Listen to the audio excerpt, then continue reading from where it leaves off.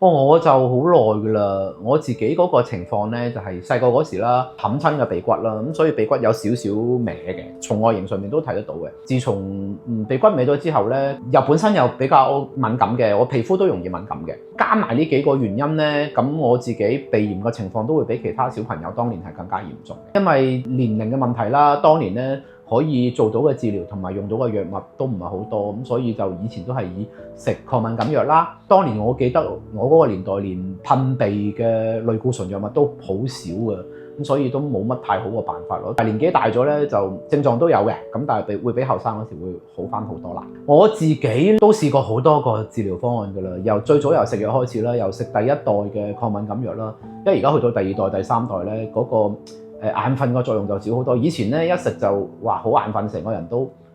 集中唔到精神，所以淨係可以喺夜晚黑食。咁第二個我都試過用類固醇噴鼻啦，咁有好多種，有 Avamys 啦、鼻敏適啦比較常用嘅。再新少少嘅係 Combinations 2-in-1，即係又有類固醇又有鼻哥收縮劑，咁合埋一支藥入邊一次過噴嘅，亦都有。舊年開始有個叫做 Target Therapy 啦，單克隆抗體。咁就打手嘅2個禮拜打一針，令到自己嗰個對外界嘅敏感程度降低嘅藥物啦。佢就全身過敏，甚至係有啲免疫性嘅疾病都會用到嘅。其實最早用更多用喺皮膚科啦、濕疹類啦，後尾又發現效果比較好之後咧，就用喺一啲鼻哥生息肉嘅患者。由鼻哥生息肉嘅患者慢慢發現過敏性嘅鼻炎可唔可以用咧？發現效果都好好喎，咁所以佢就慢慢擴大佢嗰個適用範圍咯。我建議嘅話咧，第一個首先比較適應嘅範圍肯定係有息肉嘅患者啦，效果係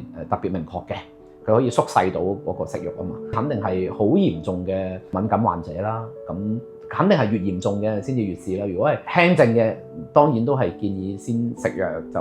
會效價比高啲啦。